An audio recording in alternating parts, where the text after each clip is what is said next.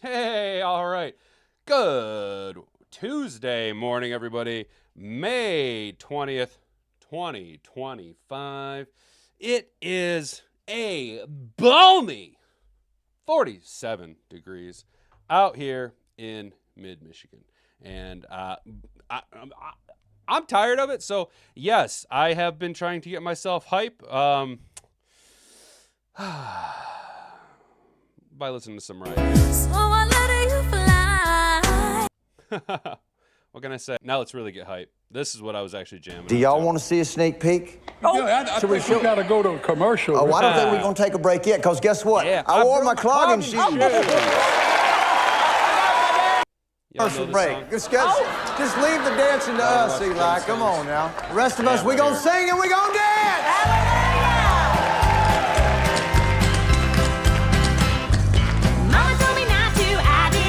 Misbehaving. Daddy said don't, but I said I'm gonna misbehaving. Eyes on the windowsill, swimming in the creek. Catching crawdads and playing with a stick. I wore lipstick. And I got caught shaving.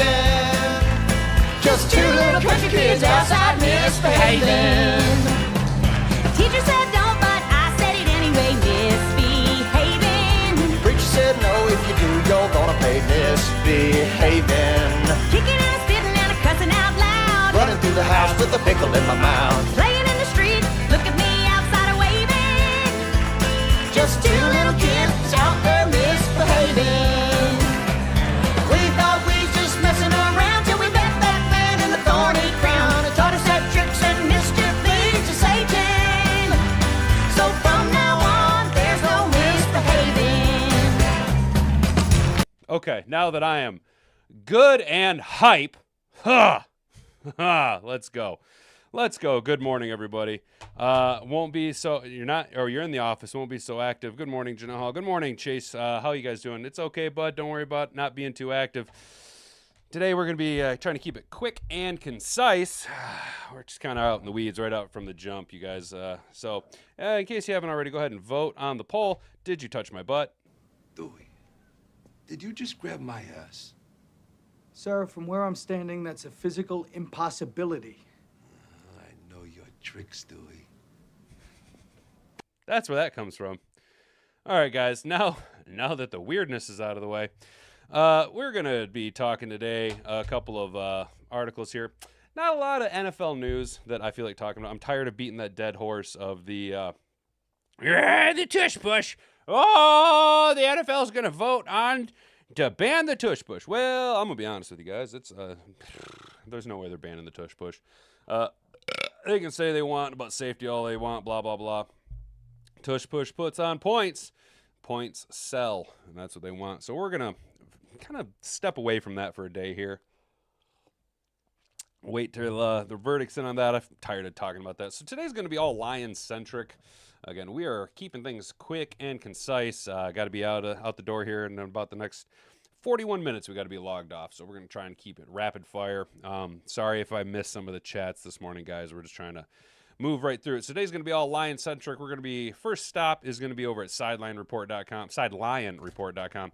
Lions proposed cut candidate might wind up eventually making sense. That's an article that came out earlier this morning.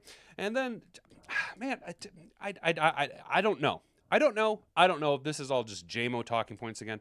But boy, Ennis Rakestraw, that's a terrible picture. Ennis Rakestraw is making some news here, both at Yahoo Sports and then also over at Sporting News. So first, we're going to be stopping over to Yahoo to talk about Ennis Rakestraw's complicated fit and a crowded Lions secondary gets some clarity before we talk about Lions-Panthers trade proposal. This here's where I take a little bit away from it because this is all smoke for now. Until things aren't going to happen until they happen with the Detroit Lions. And I think we're just all of us in the content creation sphere, whether it be digital media, paper, video content creation. I think we're all just really trying to mine some stories out here. This just has JMO stink all over it if you're asking me. Simply because we'll talk about it when we get into it. But that just has a bunch of JMO smell all over it, the JMO trade nonsense that turned out to be a big bunch of hooey and nothing really important. So All right, guys. I know today has been just I don't even think the train got on the rails. I think we are trying to ride a horse-drawn carriage down the tracks here. It's not really going so well. But if you would like to partake in the madness, and you're asking yourself, "Hey, how can I join this awesome show streaming Monday through Wednesday, 10 a.m. to 11 a.m., the largest, fastest-growing NFL and Detroit Lions content creation and podcast." Exclusively streaming in the 10 a.m. to 11 a.m. block from his grandmother's former sewing room from Grandma's Studio One. You can join the Hat and Beard Show simply by subscribing to the channel. If you're new here, ringing that notification bell is the best way to be notified of when we go live, so you can join guys like, hey, good morning, Brent DeWitt. Silly season in full swing. Yeah, you picked up on that right off the rip, huh, bud? I'm not sugarcoating it, fellas. We're going to be kind of goofy for a few weeks here while we just keep, to quote PJ Fleck, we're just going to keep rowing the boat. We're just going to keep rowing the boat right through the goofy waters before we get out into the big water here and get into the preseason, which is going to be, at this point in time, it's going to be a relief. Just have training camp take off because, like you say, silly season, and I'm full of goof juice today. So if you haven't already, please like the video, engage in the poll. The poll asks... did you touch my butt? Yes. Why not? And then the other answer is no. Get a grip of that juicy booty. And I do have a sweet white peach, so feel free to vote on that right now. It looks like yes is winning. There's no wrong answer there. We're both winners, whether you did or want to. Either way, we're both going to win on that one. So, yeah, let's just get into it, fellas. It'd be a lot cooler if you did. Oh, hey, good morning, Mr. Detroit City. Dude, I'm sorry, man. We're in rapid fire mode. Trying to pull the 10s so that we can have a nice long holiday weekend, and just a bunch of nonsense going on at work right now. The closer we get to this signing the paperwork and then also contract negotiations, people are starting to act kind of goofy, but that's neither here nor there. But we do got to get out of here in the next 33 minutes. So if I miss some chats, brother, I'm sorry. Don't take it personal. We're doing the best we can, but I'm trying to motor through it and not get too out in the weeds. Although, like we said, we started this train didn't even get on the tracks, bro. But here we go. Lions side Lion a report. Lions proposed cut candidate might wind up eventually making sense.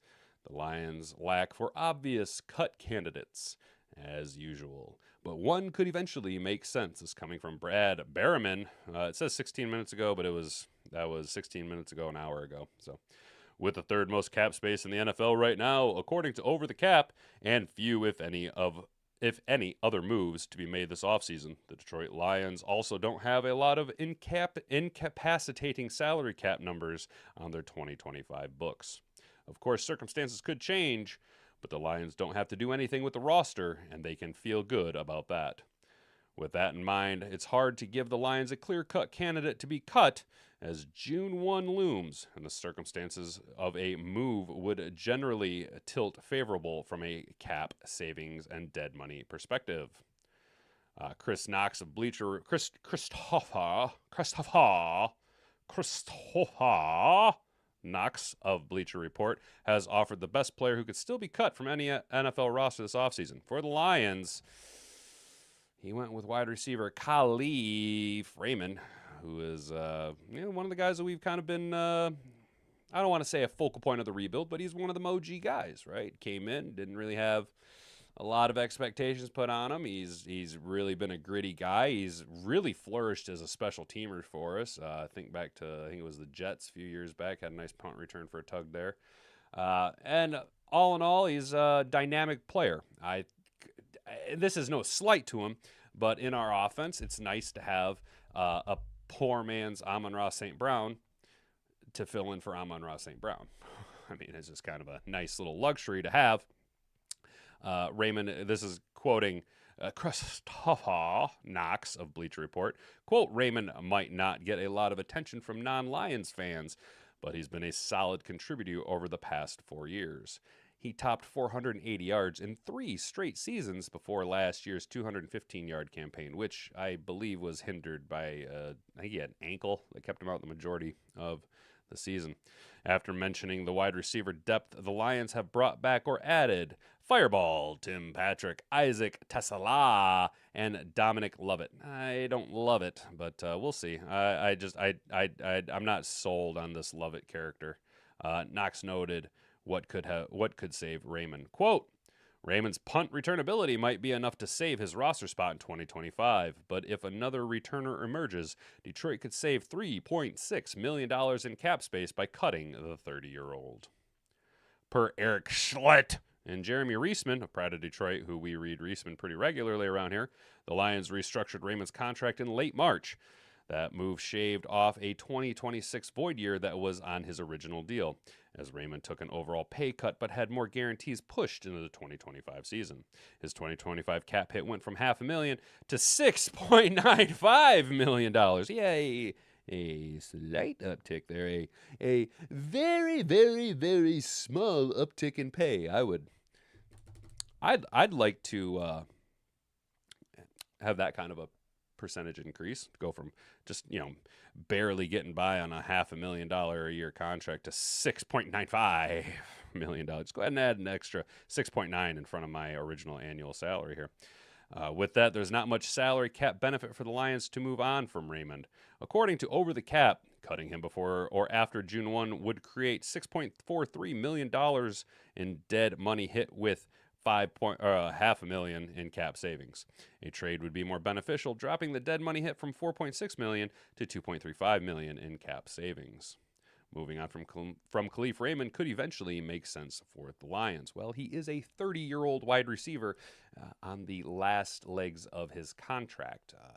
When you are not the most explosive, let's be honest, outside of Detroit, like they said here, who knows about Khalif Raymond?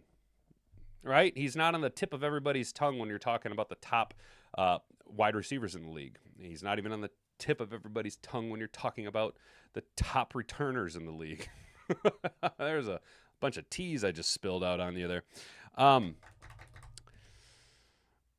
don't think he goes anywhere this year. He means too much to the locker room currently. And who's he got? So let's go. Let's just run down the wide receivers off the top of our head. We got Amon-Ra, J-Mo, Fireball Tim Patrick, Isaac Tesla. So there's 4. You like to have 5, if not 6. So Raymond's going to be your 5, holding down the punt returner spot. And then if you want to have another wide receiver, Lovett or another competitor, maybe somebody emerges in camp, right? Raymond is one of the best punt returners in the NFL. Last season, despite missing 5 games due to a foot injury, he led the league in punt return yards, 413, while also finishing 3rd in the league in average of 13.8. That's a pretty good. I know 14 yards on a return doesn't seem like a lot, but how good and dynamic punters are with the hang time those guys are able to get on it, with the evolution of special teams. I had a JV coach. He used to tell us, special teams has to be special, right? So, special teams does have to be special, and there's been more of an emphasis on special teams, especially in Detroit with the fake punts that we do, but that's the other side of everything, right? Raymond still being able to get averaging 14 yards a return and having almost 500 yards before missing 5 games. That is impressive. Unfortunately, punt return, can you name 5 dynamic punt returners, right, in NFL history off the top of your head? I can go with 3, 4.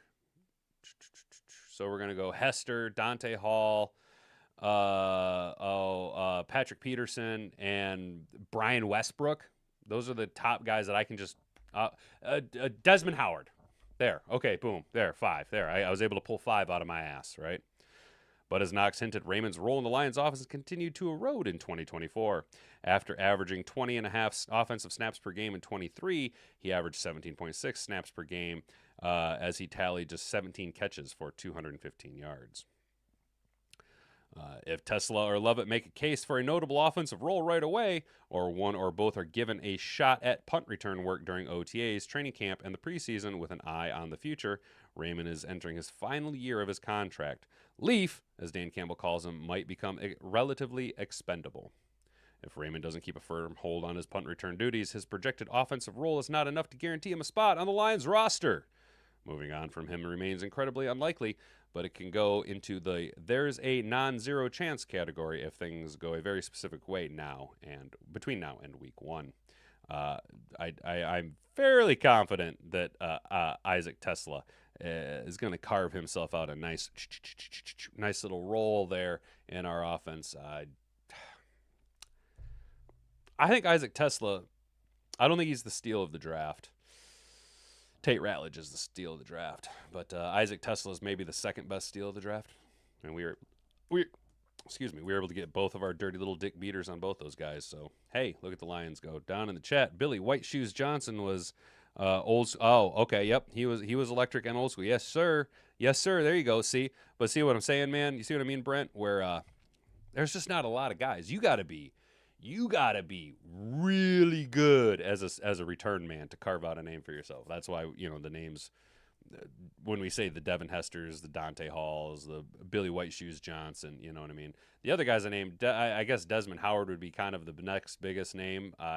Brian Westbrook only pops up to me literally because I just watched a video about Ed Reed where he broke it was the play, and I think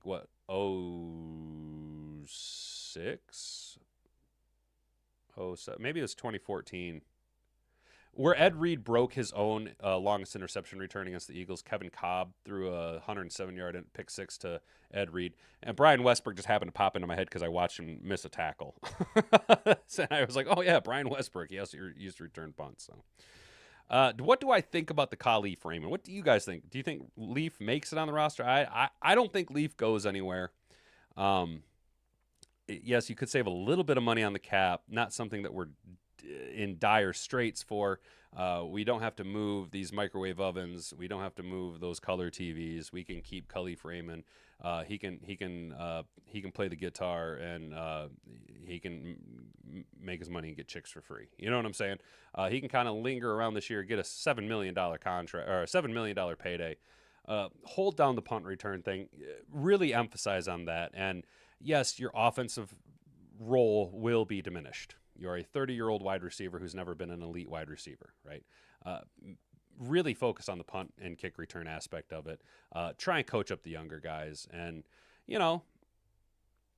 maybe start to look towards the future. Maybe start to see how well you can adapt into coaching. Maybe become that extension of the coach on the field during practices, during OTAs, during all that shit. You know what I'm saying? But this is the part of the NFL of a footballer's career that kind of sucks. You mostly see it with pass rush guys where as they start to kind of fall off on a general skill set, they turn into, that veteran that has one hell of a trick on them. You know what I mean? And I in that same vein as well as with the pass rushers, I think the Lions will be making a move here before training camp kicks off to bring in a veteran pass rush specialist. Who might that be? Matt Judon is a name that comes to mind. Jadeveon Clowney is a name that comes to mind. And then, of course, on the back burner there, we all are kind of anticipating Big Z to come back. However, we can talk about this tomorrow. There has been a lot of hype around Marcus Davenport. Yes, that is not something that we're all really excited about due to the fact that, Marcus Davenport hasn't necessarily been the most reliable because of injuries, and has no fault to do with his performance on the field, but because of injuries. He's a physical specimen, right? For as big as he is, he shouldn't be able to move the way that he does. But if Marcus Davenport can stay healthy, then all of this talk about an edge rusher, drafting an edge rusher, bringing in a veteran guy is all a moot point. And that was originally the plan last year. Marcus Davenport was supposed to be that guy, and then he got hurt. And then it just started a cascading avalanche of dog shit injuries on our defense that ultimately led to a divisional round exit after winning the North back-to-back times, going 15-2 despite having the most players on injured reserve arguably ever in the modern football era. Still winning the North, going 15-2, getting a first-round bye as the number one seed in the NFC. It is what it is. It is what it is. It is what it is. All right, so now that article's out of the way, if you haven't already, would you kindly assault the like button, hit it with that toothpiece and a biscuit on your way by. Share this video around with all your friends. Just copy the link down onto your clipboard. You don't actually have to share it with anybody. Subscribe to the channel if you're new here, and ring that notification bell so you can join the live chat every Monday through Wednesday And then the closer we get to the start of the preseason, we will be expanding to 5 days a week. The closer we get to July, the more I'll have a date kind of honed in for you guys on when to expect us to be here 5 days a week. So if you're not getting enough of me now, hopefully you'll be getting enough of me then. But we're going to roll on over to Yahoo Sports and talk about one of my favorite players from last year's draft. Ennis Rakestraw Jr. and his complicated fit in a crowded Lions secondary gets some clarity. Now, Ennis Rakestraw was poised to start, I think, the Tampa game last year at the slot. He got hurt in pregame warmups. And then we never really seen Ennis Rakestraw again. Amik Robertson ended up filling in nicely. And then we've seen his role expand as injuries continue to decimate our defense. How lucky we are, now that I think about it. If we really think about it, how lucky of a defense were we that we did manage to keep Action Jack Campbell, Brian Branch, and Terrion Arnold healthy last year. Those are three key pieces, young developmental pieces that played really, really well, that needed that full season with the pressure on them. So I'm expecting big things out of those three guys. The other guy that I'm expecting big things out of and big steps from is Ennis Rakestraw Jr. I don't expect Ennis to unseat our free agent acquisition, DJ Reed. I don't expect Ennis Rakestraw to unseat Terrion Arnold. I do expect him to compete at the slot. However, we'll talk about this article here. It looks like he's going to be more of a outside corner. So as it sits right now, he would be your number 3 corner behind DJ Reed and Terrion Arnold. And it's a nice luxury pick to have. Some questions do kind of talk about the future, with the money tied up in Reed. But that's something that we don't need to worry about because Rakestraw Jr. and Terrion Arnold are still under rookie contracts. So we're going to just allow ourselves to bask in the depth glory of having a healthy Ennis Rakestraw back who had a first-round grade on him. And by all accounts, last year's draft, Terrion Arnold wasn't supposed to be there for the Lions, and a lot of projections had Rakestraw being our first-round pick. And we were able to double dip on first-round talent. To varying degrees last year, but this year everything poised is projecting very, very well for both of our young corners that we took last year. So we're going to talk about Ennis Rakestraw a couple of times today. We're going to talk about him now, and then if we got a chance here in the next article, we'll talk about a little bit of a trade proposal that kind of involves Ennis Rakestraw. The Detroit Lions defense, nearly everyone from the beginning of the 2024 season to kickoff of the 2025 training camp. For a young player like Ennis Rakestraw trying to find his role, that doesn't leave a lot of room for the snaps. Rakestraw barely saw the field as a rookie in 24, a second-round cornerback for Missouri. Rakestraw played just 46 snaps across 6 games, none after Week 11. Okay, gotcha. Part of the issue is Rakestraw's balky health status. He missed time in the summer with a sports hernia surgery, then also struggled through an ankle injury and another hamstring problem, an issue that has dogged the lanky Rakestraw for years. That landed the promising prospect on injured reserve, but injuries weren't the only impediment for Rakestraw as a rookie. And not to be that, crunchy guy, but dude, if you're having a lot of hamstring problems, maybe you need to look at doing some type of yoga to strengthen and elongate that hamstring. Really get on those RDLs, bro. Really build them hamstrings out, dude. You need to get into the gym with David Montgomery. David Montgomery's got some fucking bricks for legs, dude. He could build you out some strong legs. Rakestraw spent his first training camp bouncing between playing outside cornerback and working in the slot. There were days when he took reps in both spots, though primarily inside. That carried into the season, where his 46 in-game reps were evenly divided between nickel and outside. Infrequent practicing with no set position isn't an easy way to get acclimated to the NFL. To that end, the Lions are changing the approach with Rakestraw for his second season. Detroit DB coach Deshae Townsend, another former player, says the plan is to keep Rakestraw as an outside cornerback in 2025. Quote, "In this league, you can only travel with so many. Right now, we're going to let Rakestraw focus on outside, let him go compete out there. Amik Robertson has done a really good job inside. We have Avonte Maddox, who is another positional flex-type person. I think that will help Rakestraw as well." I forgot that we brought in Avonte Maddox. Avonte Maddox is a guy that's easy to kind of sleep on because when Avonte Maddox came into the league, I was playing a lot of daily fantasy sports because the sports books weren't necessarily. I don't think they were open yet, so it was all DFS stuff. And with DFS, you focus on positional targets, that type of stuff, best value. And at one point, I remember Avonte Maddox being the most targeted nickel corner in the league because he just couldn't stop any slot wide receivers. But, now he's got a ring. He's got championship pedigree. He's got a little bit more years under his belt. And it gives us more of that flexible depth, multi-tool aspect that we like to have in our toolbox on defense. Robertson sees the nickel role in his first year in Detroit after struggling inside earlier in his NFL career. Maddox, who currently projects as a top reserve free safety as well as Robertson's primary backup in the slot, has years of experience in the flex role. The reality is there aren't reps there for Rakestraw to learn on the fly for a Super Bowl contender after he played over 80% of his college snaps outside. The depth at outside corner means Rakestraw doesn't have a clear path to playing time in that spot either. Newcomer DJ Reed slides into Carlton Davis' starting role opposite 2024 first-rounder Terrion Arnold. Those spots do not appear open for a challenge from below vet. Rock Ya-Sin, who also started in the slot in his NFL career, adds depth to the group, but also kept speedy Khalil Dorsey and 6'2" Stanley Thomas Oliver, who was considered special teams experience during his Panthers time before a late-season cup of coffee with the Detroit Lions last year. A healthy and confident Rakestraw can create good and certainly ironic after last season problem for the Lions. Too many good cornerbacks.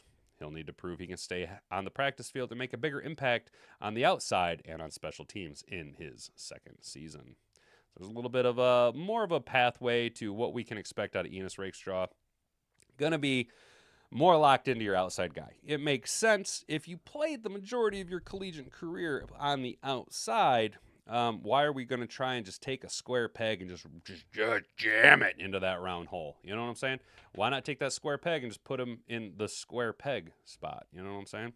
Down in the chat, Enos can try being healthy before I have any expectations. Not holding my breath. That's a very fair assessment and take, Mr. Detroit City. I like that. I don't think that you're wrong on that one.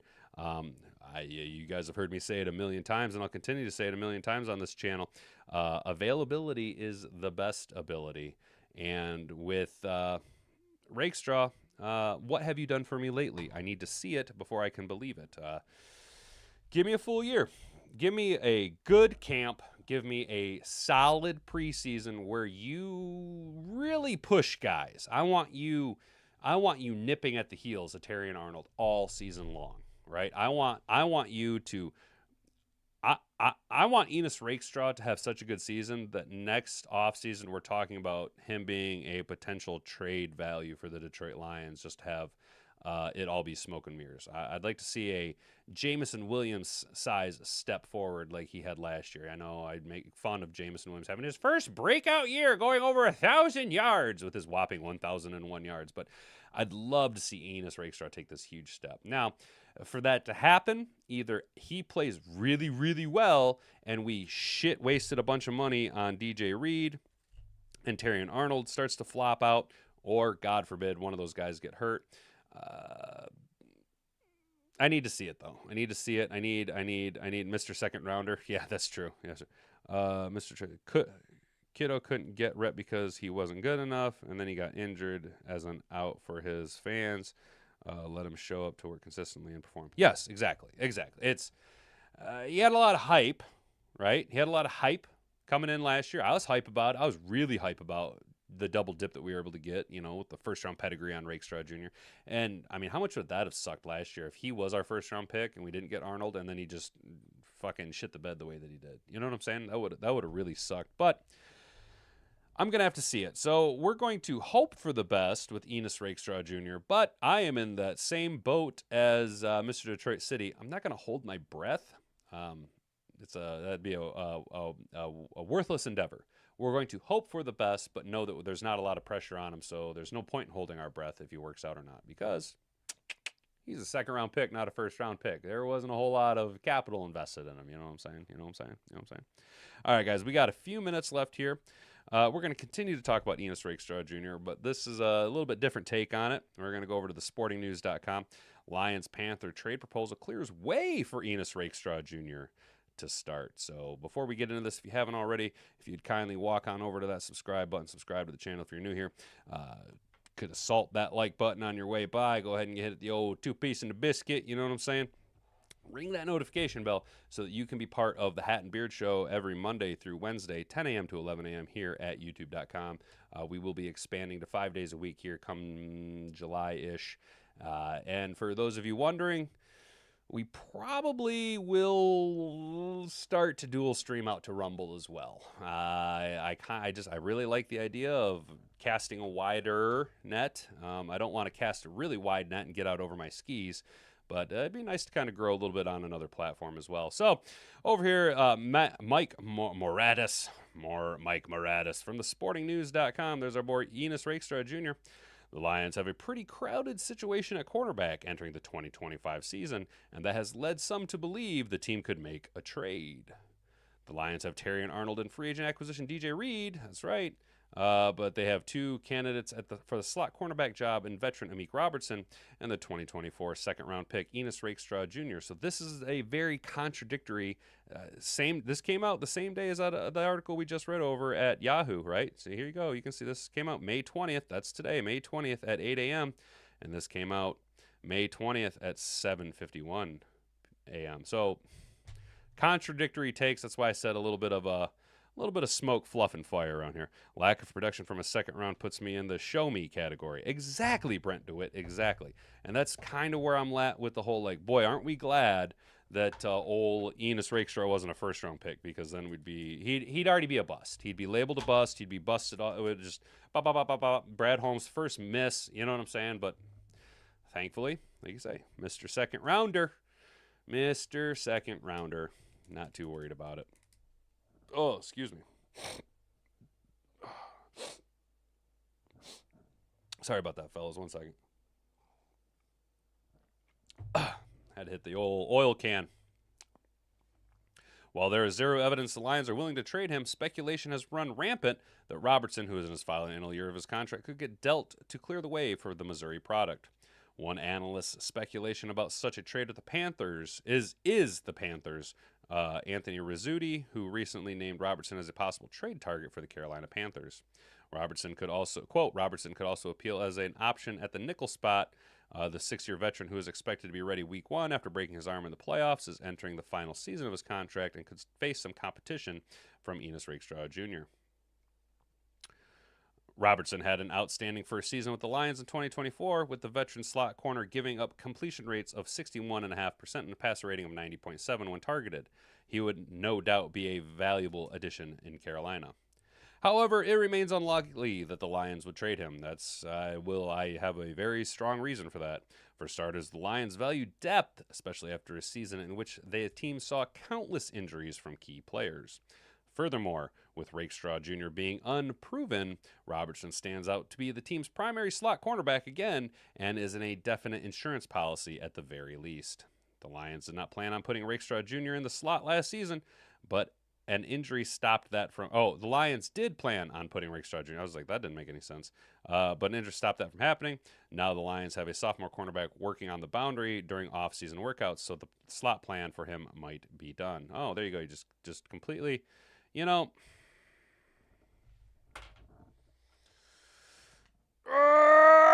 This is the problem that I have with a lot of articles. They're all clickbait as shit. So what do we have to get through? Let's see. 1, 2, 3, 4, 5, 6, 7. The 8th paragraph of the 9 paragraphs in the story. There are 9 paragraphs in the story. And in the 8th one, they finally say, now Detroit has a sophomore cornerback working on the boundary during off-season workouts, so the slot plan for him might be done. Huh. So what is this article for? Is this article just you trying to say that the Lions should trade Amik Robertson to the Carolina Panthers?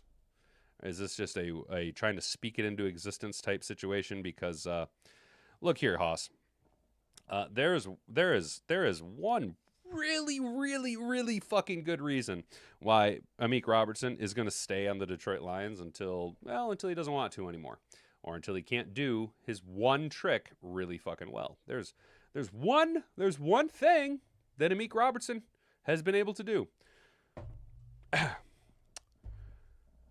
History repeats itself over and over and over again. And I've shown that I can do it over and over and over again. So if you want to change the face of a franchise, you got to draft me, to quote Shedeur Sanders. Amik Robertson, since high school, in college, and in the pros, he is the slayer of Justin Jefferson. He is the kryptonite to Justin Jefferson's Supergirl. He is the one thing that can stop Justin Jefferson. And when you have to play Justin Jefferson a minimum of twice a year, similar to how the Lions had an issue with Peanut Tillman covering Megatron, right? The Bears decided to keep Peanut around to lock down Megatron. You keep that asset around, right? You keep that asset around because Justin Jefferson is one of, if not the best wide receiver in the game. Okay, I'm just calling balls and strikes here. Right? So if we're gonna be honest and fair, we got to be honest and fair. Justin Jefferson is very, very, very good and quite possibly the best wide receiver in the game. If you can have the one guy who across all of one individual's playing time seemingly cannot beat. He can't, for whatever reason, there's no reason why Amik Robertson should be able to shut down Justin Jefferson, just in the size differential alone, right? But Amik Robertson, he's got his number, and you can see it. You see it in the last matchup they had. We were wearing the all-black uniforms, right? Amik Robertson knows Justin Jefferson so well that very rarely can a corner predict the movements of a wide receiver, and you can see it on plays where Amik Robertson, he's not even paying attention to Justin Jefferson. He already knows where he's going to go and knows where he's going to be and what he's going to do. He's watching the ball the whole time, right? Because he has so many years of playing against at different levels the very same individual and being able to adapt his game to the evolution of his opponent over the course of many, many years, not just an NFL career. So I don't think Amik Robertson is going anywhere. Not only because of the Justin Jefferson thing, but last year really put on a cape, really filled in for us when we absolutely needed it. After Carlton Davis got hurt, Amik Robertson really, really, really stepped up and played higher than his ceiling, if that makes sense. He outperformed, I think, what his ceiling was. And knowing that Brad Holmes is the guy who that type of shit means a lot to him, knowing that we don't have a lot of issues with the salary cap.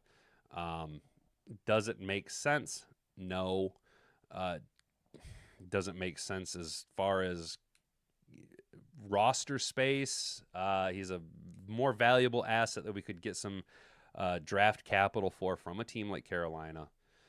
There is an argument to be had when you take out the reality of the situation. But, kind of the whole, like, if you have arguments between, this is why intellectuals are so fucking stupid, is intellectuals live in this world of, well, it makes sense on paper, but then reality hits it and it wins every time. And this is what we're seeing is, yes, on paper, this all makes sense. Of course, make the Madden deal, blah, blah, blah.